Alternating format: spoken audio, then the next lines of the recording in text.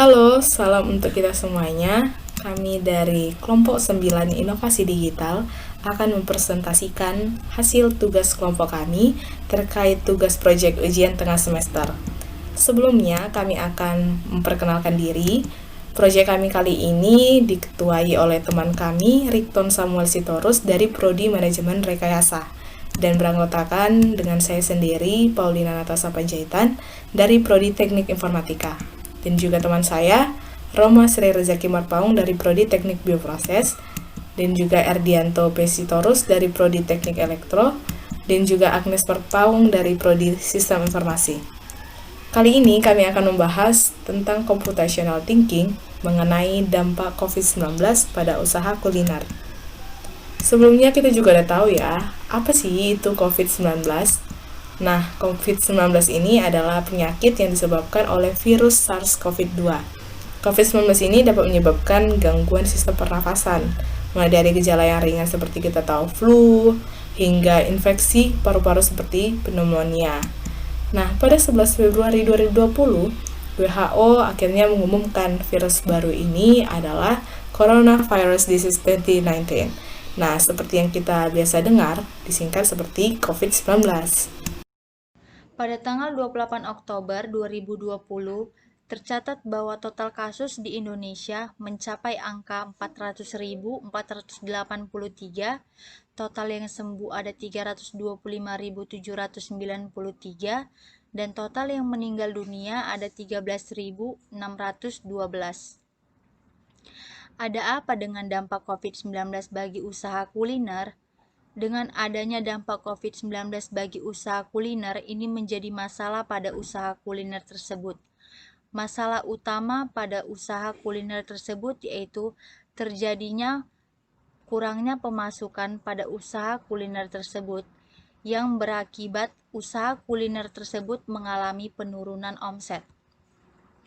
Dengan adanya dampak COVID-19, pemerintah mengeluarkan peraturan yaitu tentang pembatasan sosial berskala besar melalui peraturan pemerintah nomor 21 tahun 2020 tentang pembatasan sosial berskala besar. Untuk mencegah penyebaran COVID-19, pemerintah Indonesia mengeluarkan Peraturan Pemerintah Nomor 21 Tahun 2020 tentang Pembatasan Sosial Berskala Besar atau PSBB. PSBB adalah pembatasan aktivitas atau kegiatan di sebuah kota atau wilayah yang terinfeksi COVID-19. Hal ini bertujuan untuk mencegah penyebaran COVID-19 di daerah tersebut. Pembatasan aktivitas paling sedikit meliputi peliburan sekolah atau tempat kerja, pembatasan kegiatan keagamaan, dan pembatasan kegiatan di tempat atau fasilitas umum. Selain itu, pemerintah Indonesia juga menerapkan new normal. Dalam era new normal ini, kita dituntut untuk lebih disiplin dalam melakukan aktivitas kita. Mulai dari rajin mencuci tangan, selalu menggunakan masker, dan menjaga jarak. Hal ini bertujuan untuk menjauhkan kita terinfeksi dari COVID-19. Dengan dikeluarkannya peraturan pemerintah ini, tentunya sangat berdampak besar bagi pengusaha bisnis kuliner.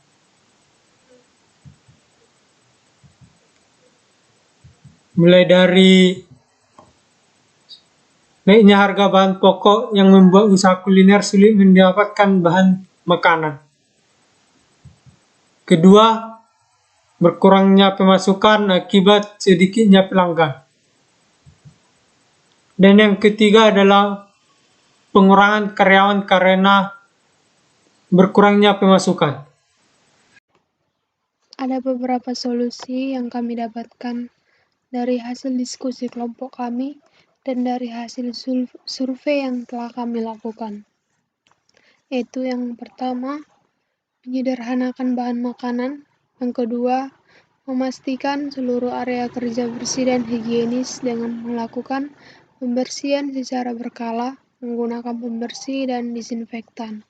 Yang ketiga, menerapkan social distancing. Yang keempat, menyediakan layanan antar makanan. Yang kelima, menerapkan sistem take away. Yang keenam, meminta bantuan ke dukun. Yang ketujuh, menyediakan hand sanitizer dan tempat cuci tangan dengan air mengalir. Yang kedelapan, menggunakan bahan yang mudah didapat. Yang kesembilan, menciptakan makanan yang lebih kekinian dan menciptakan suasana baru yang lebih menarik. Yang kesepuluh, di pintu masuk tempat kerja, dipekerjakan karyawan khusus untuk mengukur suhu dengan menggunakan termogan. Yang ke-11, melakukan promosi dengan memberikan diskon. Yang ke-12, menerapkan sistem endorse atau pemasaran online. Dengan solusi-solusi yang telah kami diskusikan, kami juga sepakat untuk melakukan survei, dan kami melakukan survei melalui media Google Form. Berdasarkan hasil survei tersebut juga, kami melakukan abstraksi terhadap solusi-solusi yang telah kami diskusikan. Hasil abstraksi ialah solusi pertama, menggunakan bahan yang mudah didapat. Solusi kedua, memastikan seluruh area kerja bersih dan higienis dengan melakukan pembersihan secara berkala, menggunakan pembersih dan desinfektan. Solusi ketiga, membuka lowongan pekerjaan layanan antar makanan. Berikutlah hasil dari abstraksi yang telah kami lakukan berdasarkan survei. Di sini kami juga melakukan analisis solusi. Berdasarkan banyaknya solusi yang kami dapatkan, melalui diskusi kami, terdapat 3 poin voting tertinggi yang menjadi solusi yang paling efektif. Solusi yang paling efektif tersebut didapatkan berdasarkan hasil kuesioner yang dibagikan kepada beberapa pihak. Solusi tersebut yang paling efektif ialah solusi pertama, menggunakan bahan yang mudah didapat. Solusi kedua, memastikan seluruh area kerja bersih dan higienis dengan melakukan pembersihan secara berkala, menggunakan pembersih dan desinfektan. Solusi ketiga, membuka lowongan pekerjaan layanan antar makanan. Ketiga solusi ini merupakan yang paling efektif berdasarkan voting yang kami lakukan atau survei yang kami lakukan. Ketiga poin ini dapat digunakan dalam mengatasi masalah yang menjadi masalah utama dalam diskusi ini. Berikut juga sumber-sumber kami melakukan pekerjaan ini. Bisa diakses melalui link berikut ini. Sekian dari kelompok kami, kelompok 9. Terima kasih telah menonton. Mohon maaf jika kami terdapat kekurangan atau kata-kata yang tidak berkenan. Akhir kata, terima kasih dan salam sehat buat kita semua.